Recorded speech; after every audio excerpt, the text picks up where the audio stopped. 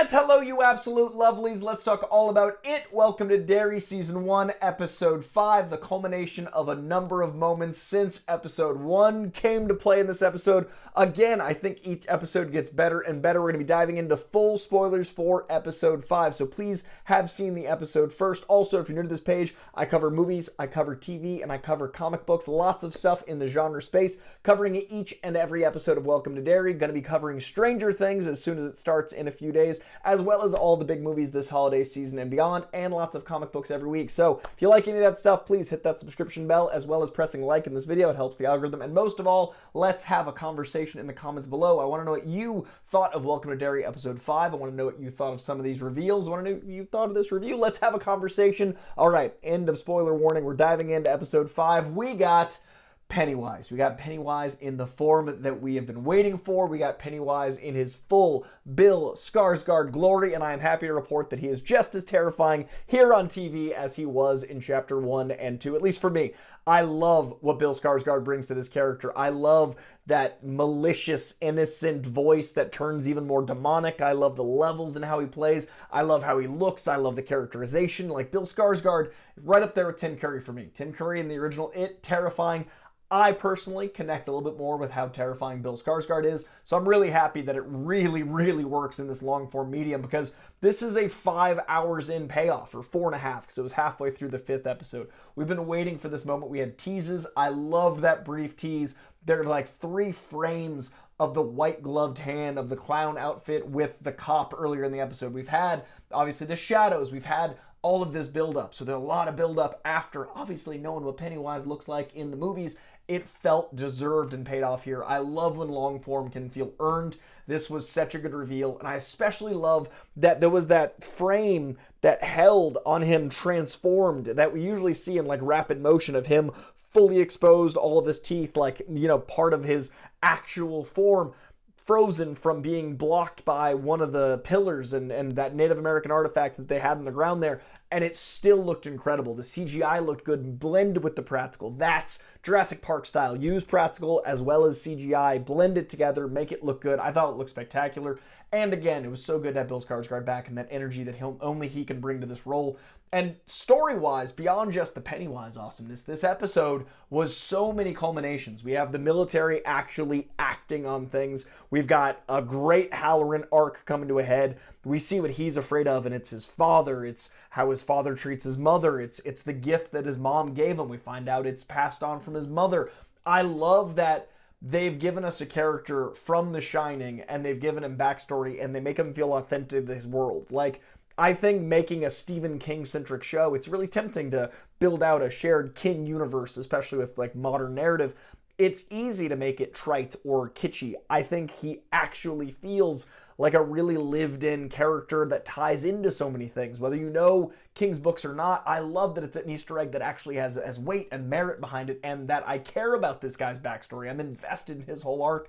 I think that's delightful. I think Halloran is such a good character. I love the end cliffhanger there. At the end of this review, I'm going to talk about a couple things I didn't like in this episode. I still think it's the best episode to date, but it's about tied with 4. 4 and 5 are neck and neck. The rest of the weeks have been like every week gets markedly better. I've loved it from the beginning, but I think these two are about tied because I did have a couple flaws, which I'm going to get to here in a minute. But overall, this episode, Halloran's arc, fantastic. The military stuff is great. I love that we're really getting a fascinating look at what it's like to not have fear necessarily, but also to have emotion. He's not playing this stoically. He's not playing this removed. He's a family man. He shows love. He shows compassion. He shows sadness. It's just a part of his brain is damaged to have the fear response. That's a hard role to play. I love the way his wife is navigating all of the legal stuff and her being someone trustworthy for our guy on the run.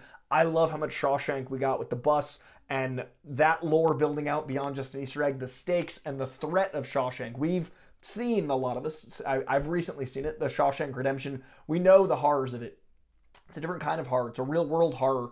And that is looming always in the background, plus the threat of racism, plus the horrors of living in this town in this way as a black family or a black man. Any of this incredible tension and ticking clock of trauma and intensity and fear all while the kids' storyline moves a great feverish pace as well. I love that the kids have this bond together and they think they got their friend back. Of course, that's something that Pennywise would dress as to lure them in. Of course, we've seen it with You'll Float too. That's how the first two movies start, is impersonating a child to lure them into the sewers. And I love that for a brief moment, I hoped that somehow kid was okay. There's no way it was going to happen, but it's a fun bait and switch, and I really think they did it well. I love the lore back in there, and that brings me to the only things I didn't really dig. Two things didn't really work for me. One, they didn't expressly say that the girl that keeps getting sent back to the insane asylum, like they didn't mention losing her. We see her alone, and that's when we get that great Pennywise scene, but I understand memory gets messed up in Derry. I understand the fear these kids would have running from the clown would be strong enough they forgot their friend. But I wish there was at least a line of something about, like, she's just not there anymore. And that felt like a missed opportunity for something. As well as when the kids run into the dad, there isn't a moment, a beat of them getting out where, like, I think the next episode they'll have to explain why they were there. But we see the general talking to James Remar. We don't really have a moment with the kids of like explaining anything or talking about, you know, where's their friend. I felt like that was something missing. And then the big flaw I had with this episode, and there's only these two, but the big one is the Russo. He was pushing the gun with his hand because he was next to, and then all of a sudden he shot. I don't get the physics. I don't get, like, he didn't dive in front of it. And if they had just written it so he was leading and he jumped in the way because he knew he could see the kids too, just choreographing it, just framing it better, because I don't buy him pushing with his hand and then getting shot.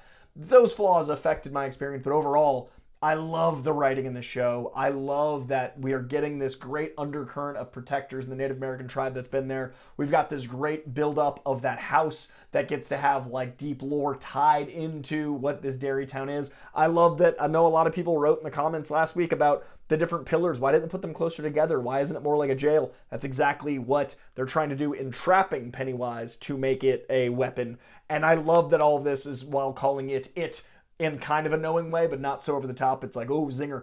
It really works for me. This show was really hitting. I was genuinely shook a few times with fear. I really love utilizing, you know, the man without fear's wife getting hurt would be his big fear. He loves his wife. So that in the sewers really worked for me. I loved the Pennywise reveal and the glow and the power and the presentation and the spectacle that he would enjoy to do. All of it really worked. Great to see Pennywise in the show. We are now going into the third act. This is episode 5. It's an 8-episode show, so we have 6, 7, and 8 left. Act 3 of a 3-act structure, I imagine, will be the 6, 7, and 8 as like a big arc at the end here. We've got everything fully fleshed out. We've got Pennywise in the flesh. We've got a lot of reveals of what this town actually is, and now it's the conflict of the kids who are probably coming down on their Valium and having a rough day. It's going to be, you know, the parents realizing the truth of what's going on, the military actually having casualties, actually seeing this thing come together, the Native American tribe actually knowing the military is after them to the same scale. We saw that, you know, Rosie and Francis, you know, had that argument. We know what both sides are doing. We've got our dude from the movie theater got out of the prison bus with casualties. How did that happen? He's on the run. We know that, you know, the white woman that he was sleeping with, and that's why he couldn't reveal it, has reached out, and they're trying to solve all this. There's a lot for this third act to cover, but we got 3 hours, so it's going to be great. I'm really digging this show, really loving the weekly format so I can have these conversations with you and have this tension build up over the week. It's something to look forward to on a Sunday. Hope you feel the same. Hope you enjoyed this episode like I did. Those 2 flaws notwithstanding, great culmination of arcs, great kickoff into the third act from the second. This great building action, great Pennywise landing, a lot of good scares, great CGI, really good directing and writing other than those 2 little flaws that I had, and really dig this show. So this and last week's are my 2 favorite episodes so far. Would love to know what you think in the comments below. What did you think about the Pennywise reveal? What did you think about this episode? What did you think about anything that I talked about in this review? Let me know in the comments. Leave a like in this video if you haven't already. Please subscribe. Covering this again next Sunday with episode 6. In between that, though, we get our first block of Stranger Things. These are going to be giant hour-long, and I think it's like 4 episodes. So we've got like 4.5 some hours to cover more. Don't know if I'm going to do it individual episodes or review the block. Let me know what you think in the comments below. Should I do it block 1 review after I've watched it all? Should I try to get each movie length episode reviewed and up don't have screeners, so it's going to happen when it happens. I'm going to be watching them with you guys in real time on Wednesday, so I'll be dropping reviews late Wednesday. Let me know how you want them as a chunk or each individual episode. Let me know in the comments below. And as always, Friday or Saturday doing the live stream for comic books. And there's got to be some movies coming out. I think Zootopia is coming out, covering that as well. So lots of stuff coming to this page. I appreciate y'all. And then we're into December and the year-end stuff. Biggest movies of the year, favorite movies, favorite comics, all of that coming to December. Appreciate y'all. Subscribe, comment, and we'll see you for all that here, if you're here. All right.